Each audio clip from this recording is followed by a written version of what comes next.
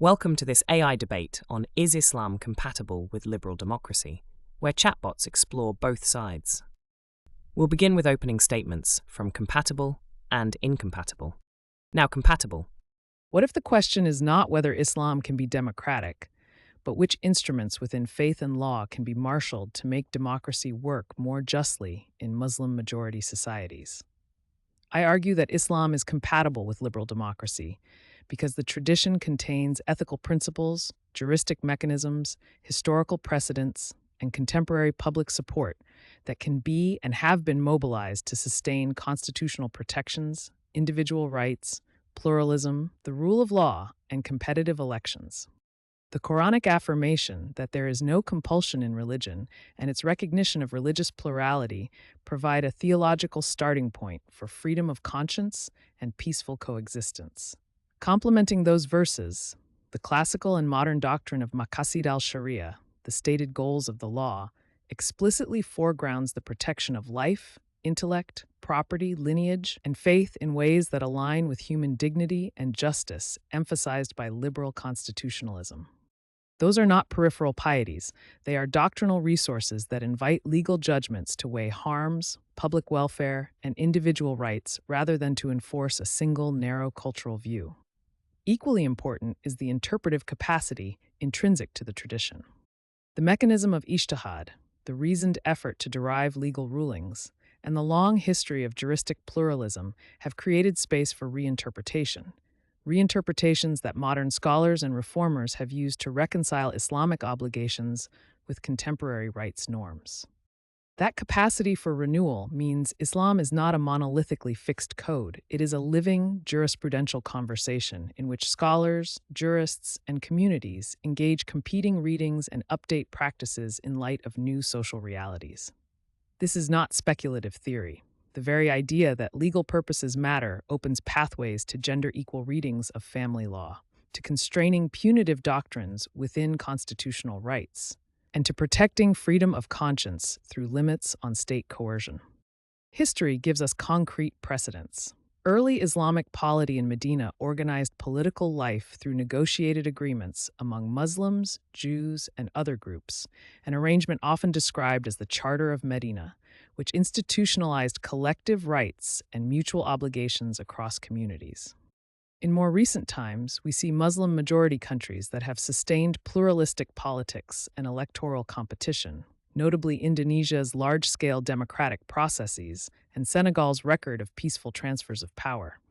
Tunisia's post-2011 constitutional experiment showed how a polity could codify rights while recognizing Islam's cultural place. These are not isolated anecdotes. They demonstrate that institutional design and political choices shape outcomes more than theological determinism does. When critics point to illiberal practices in some Muslim-majority states, we should be precise about causes.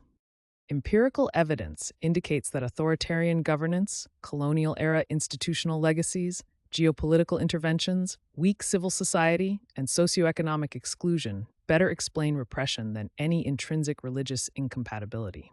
States that centralize power, capture legal systems, and co-opt religious language for political control produce illiberal outcomes, where competitive politics, independent judiciaries, and robust civic spaces exist.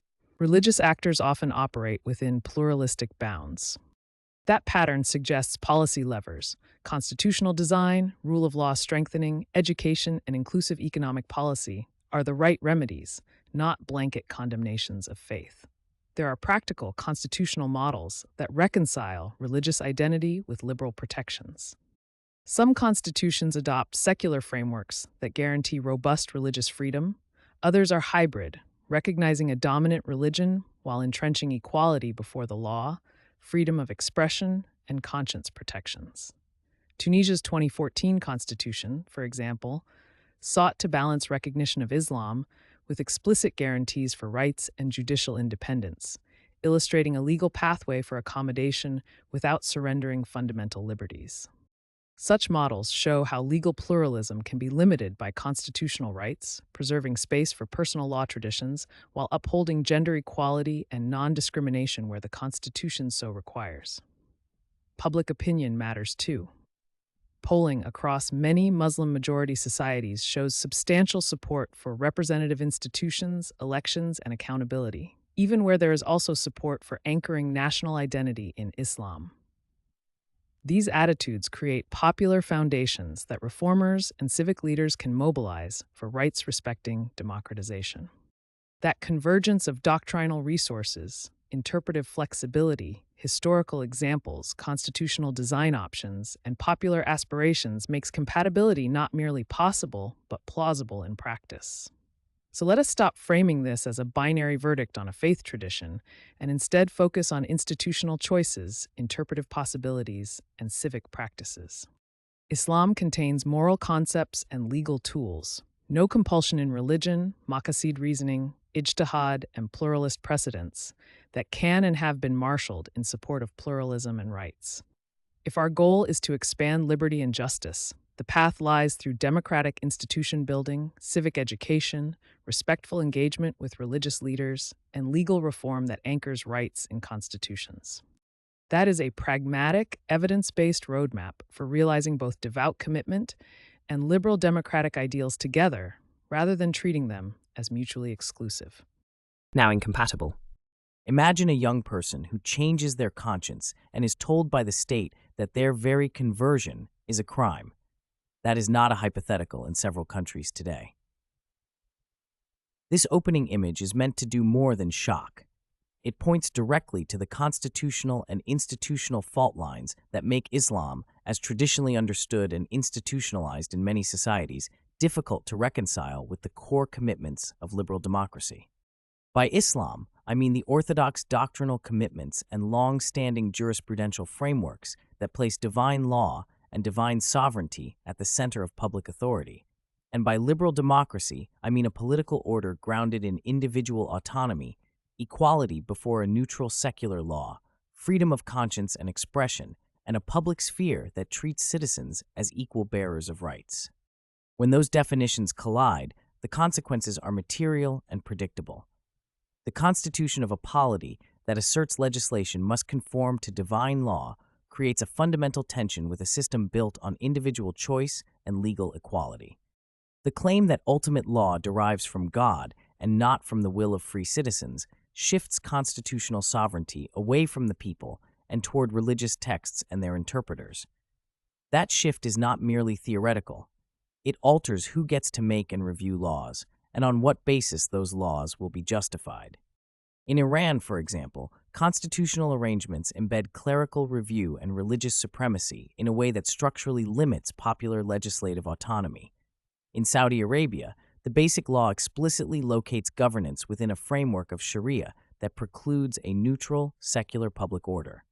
Those institutional commitments matter because liberal democracy requires an impartial public realm in which citizens, not doctrines, determine rights. A second and related conflict arises from how Sharia-based family and personal status laws are often institutionalized.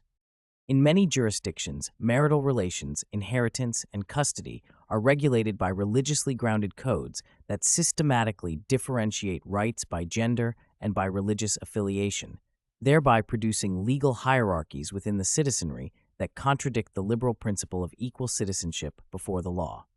These are not abstract disparities. They shape access to property, the ability to travel, to choose a spouse, and sometimes even to leave a marriage. Where family law is sectarian or unequal, formal equality under the law is hollow. Third, the criminalization of apostasy and blasphemy in several states demonstrates a direct collision with freedom of conscience and expression, core pillars of liberal democracy. The prosecution, imprisonment, or social death that can follow expressions of dissent or conversion illustrates how religiously informed criminal law can enforce conformity and silence pluralism. Such laws are not isolated artifacts. They send a civic message that religious orthodoxy, enforced by the state, has priority over individual conscience. Fourth, electoral success for Islamist movements often translates into institutional pressures to reshape constitutions, courts, and public spheres in ways that erode liberal checks and balances. When political parties campaign on the promise to align state law with religious norms, victory at the ballot box can be the beginning of a process that reconfigures the judiciary, rewrites constitutions, or installs oversight bodies that subordinate ordinary law to religious doctrine.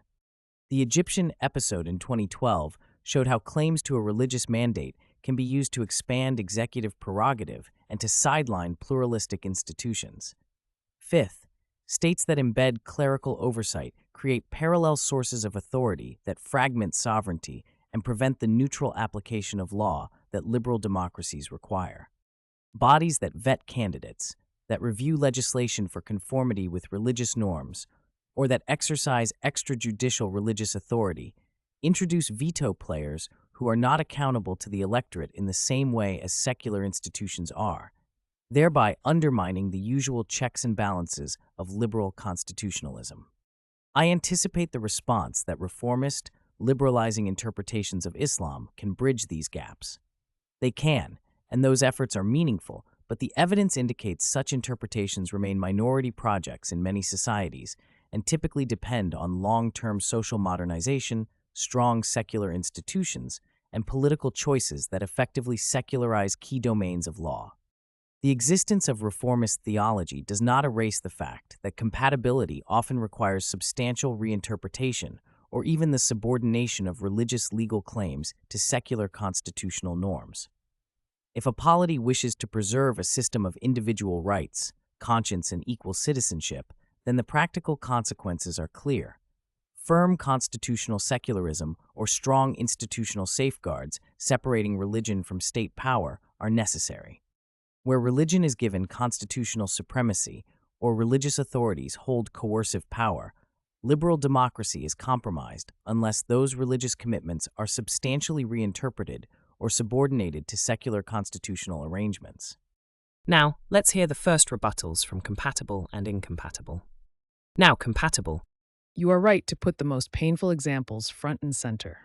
There are places where apostasy is criminalized, where family codes discriminate by sex or faith, and where constitutional texts or institutions vest religious oversight in ways that limit popular sovereignty. Those realities demand our moral clarity, and they are the immediate challenges anyone who cares about liberal rights must confront. But admitting the problem is not the same as accepting the causal claim that Islam itself is the obstacle. What my opponent describes are institutional arrangements that need explanation, and when we explain them, the picture changes. First, belief in divine law is not the same as a single coercive model of state power. Islam is a diverse tradition. Juristic methods like Ijtihad and principles such as Maqasid al-Sharia, the protection of life, faith, intellect, lineage, and property, provide interpretive tools that have long been used to prioritize human dignity, justice, and public welfare. Those tools enable rights-respecting readings that reconcile popular sovereignty with religious conviction. Second, many illiberal laws are best understood as the outcome of political engineering, not theological necessity.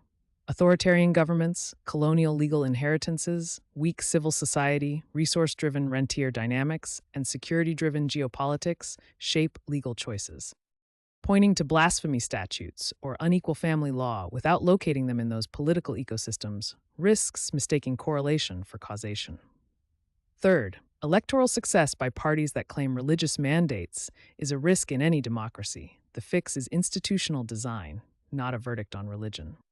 Constitutions can and have been written to protect rights from majoritarian capture. Bills of rights, judicial review, entrenched equality clauses, and independent institutions are tools that work irrespective of the faith of a winning coalition. Fourth, clerical vetoes and parallel authorities are political arrangements, not theological inevitabilities.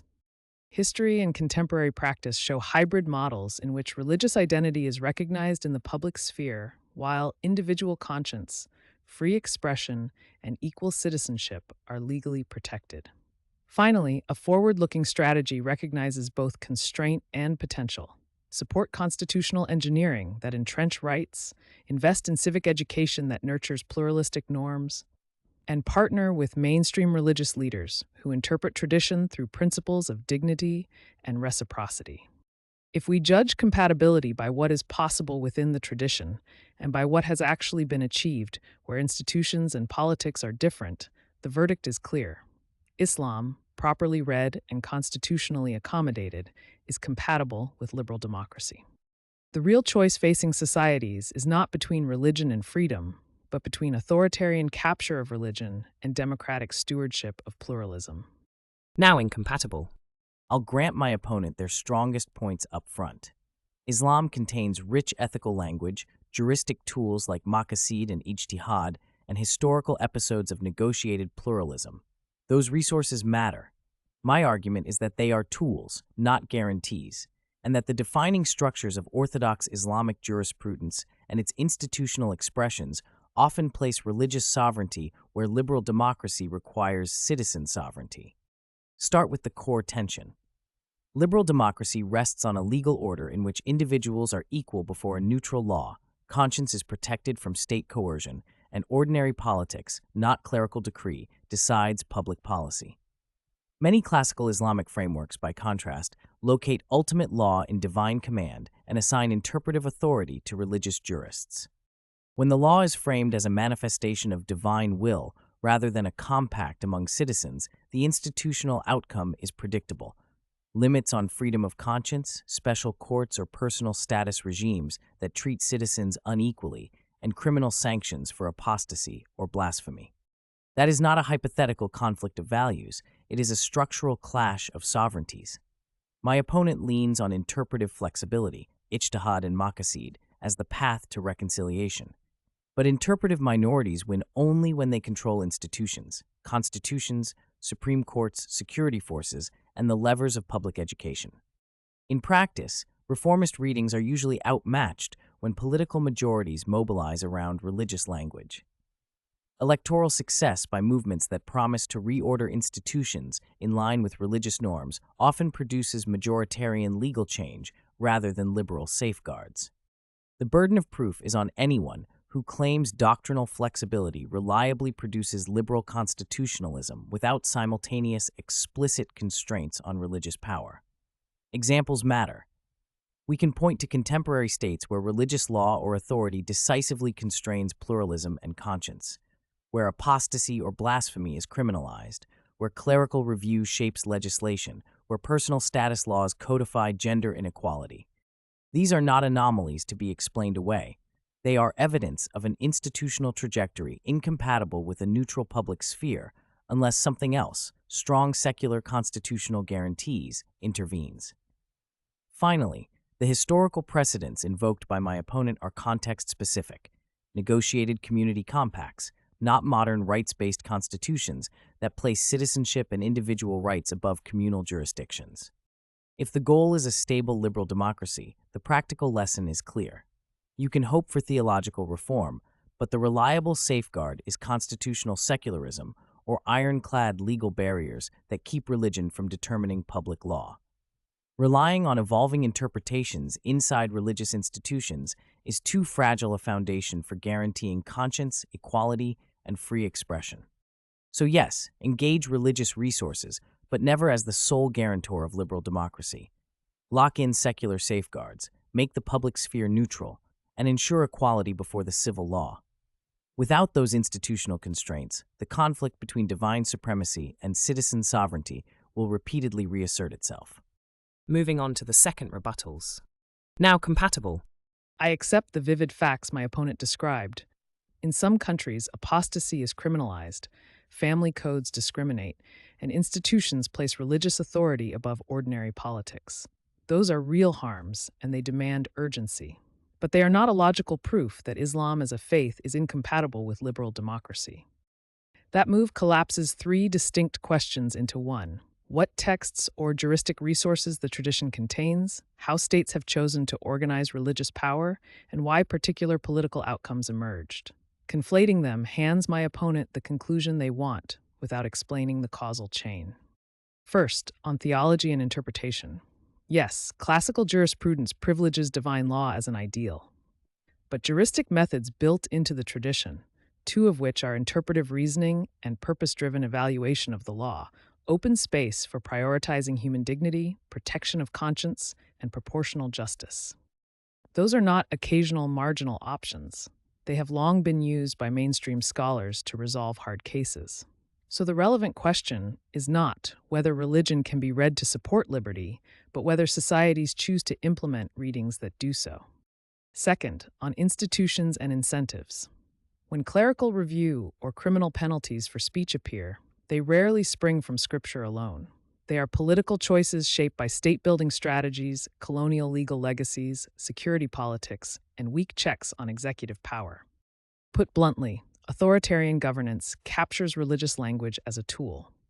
The correct remedy is therefore constitutional engineering that limits veto players, entrenches rights, and preserves judicial independence. Those are tools that work irrespective of majority religion. Islam does not uniquely disable them. Third, on electoral dynamics. My opponent is right to warn that religiously framed parties can erode checks if institutions are fragile. But that is a universal risk of majoritarian politics. The answer is not to condemn the religion, but to design resilient institutions, bills of rights, judicial review, distributed power, and legal protections for conscience. Arguing that theological flexibility is fragile begs the question unless one shows that no feasible constitutional design can guard freedoms in Muslim-majority settings. These three themes, normative resources within the tradition, the institutional sources of illiberal law, and the universal problem of majoritarian capture, reinforce one another. They point to a policy program that is practical and politically realistic. Strengthen constitutions, invest in civic education, support progressive jurists and religious leaders who interpret faith with dignity and pluralism, and reform personal status law in line with equality principles. In my closing, I will show how this program turns compatibility from abstract possibility into the daily work of democratic practice and legal reform. For now, I leave a question to my opponent. If the core problem is institutional, why propose a doctrinal veto instead of the constitutional fixes that have protected rights across diverse polities? Now incompatible. I accept the strongest parts of their case. Islam contains interpretive tools, ethical language, and historical episodes of negotiated pluralism, and there are Muslim-majority polities that hold elections and speak the rhetoric of rights. Those admissions actually strengthen my point, because they show the difference between having resources inside a tradition and having institutions that reliably translate those resources into liberal protections. Consider three core reframes.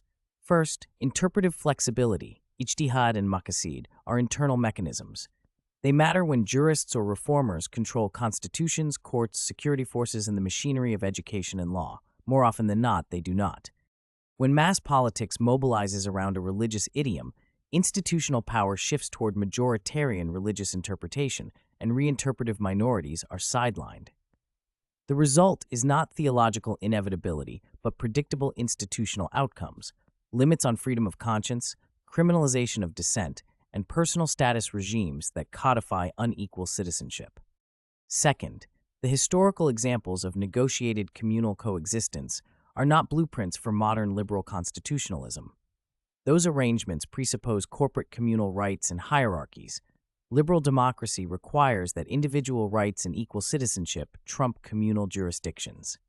Negotiated pluralism can coexist with communal autonomy, but it does not inherently produce a neutral public sphere where conscience, speech, and gender equality are protected as individual rights. Third, when we look at actual institutional mechanisms, constitutional clauses that subordinate legislation to divine law, clerical review bodies with veto power, blasphemy and apostasy penalties, separate personal status courts, we see competing sovereignties. Liberal democracy rests on citizen sovereignty and a neutral legal order. Anything that declares law must conform to divine command creates a rival locus of authority that undermines those foundations. My opponent argues institutional design can fix this, and I agree. Design matters. But the empirical burden is on them to show that theological reform alone, without entrenched secular guarantees, will reliably prevent majoritarian religious capture. Where constitutions enshrine secular supremacy, or where independent institutions enforce universal rights, liberal outcomes are more likely. Where they do not, the interpretation of religious law becomes a vehicle for majoritarian politics. So the practical lesson is not to dismiss religious actors, but to constrain the role of religion in public law. exclusive civil jurisdiction over personhood matters, explicit protections for freedom of conscience and expression, and prohibition of religious vetting of legislation. Ask this of your interlocutor. Can they point to a durable model where constitutionalized religious supremacy and full liberal equality coexist without repeated rollback? If they cannot, the safer course, both morally and politically, is to lock in secular safeguards rather than hope theological reinterpretation will outpace political competition. My closing will press that institutional prescription. Engage religion as social reality, but protect liberalism with constitutional ironclads. Finally, the closing statements from both sides. Now compatible. By Islam, I mean a rich, contested set of theological and legal traditions, not a single monolith. By liberal democracy, I mean constitutional protections, individual rights, pluralism, the rule of law, and competitive elections. Those definitions matter because they show the question is not a clash of essences, but a question of interpretation and institutions. The tradition contains built-in resources: Maqasid al-Sharia's focus on human dignity, the practice of Ijtihad, Quranic recognition of conscience and pluralism, and we see democratic practice across Indonesia, Tunisia, Senegal, and elsewhere. Where rights are denied, the causes are political choices, authoritarian structures, colonial legacies, or weak institutions, not theology itself. Contested issues like Sharia, blasphemy, and apostasy can be managed within a rights-respecting constitution and legal pluralism that safeguards conscience and equality. If our goal is stable, accountable pluralism, the pathway is clear. Build institutions, fund civic education, reform law to protect rights, and work with religious leaders who prize dignity. That synthesis makes compatibility not a hope, but a practical project we can pursue. Now incompatible. Remember the image I opened with, a young person who changes their conscience and is told the state will punish them. That image gets to the constitutional heart of this question. By Islam, I mean orthodox doctrines and long-standing jurisprudential frameworks, the idea of divine sovereignty, classical Sharia structures, and legal norms that make communal identities primary. By liberal democracy, I mean a political order built on individual autonomy, equal citizenship under a neutral law, freedom of conscience and expression, and a secular public sphere. When a legal system places divine law above neutral law, when apostasy and blasphemy are criminalized, and when family and personal status codes institutionalize unequal rights, those core commitments collide. We see this conflict in Iran, Saudi Arabia, and parts of Pakistan, and in the agendas of successful Islamist movements that seek to reshape institutions around religious norms. Reformist readings exist, but they are contingent and often fragile. If liberal democracy is the goal, the practical lesson is clear. Robust constitutional secularism and strict safeguards separating religion from state power are necessary. Relying on internal religious reform alone is too risky for the rights and equal dignity democracy promises.